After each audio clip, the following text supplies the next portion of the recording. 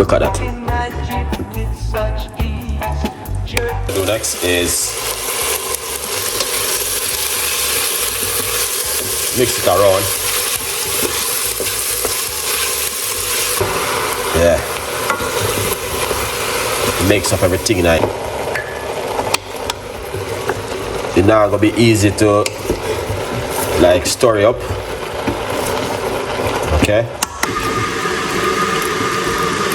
Make it cooking with the flavor out of it. A lot of people don't know.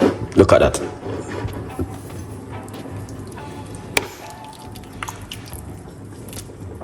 All right, let's try this.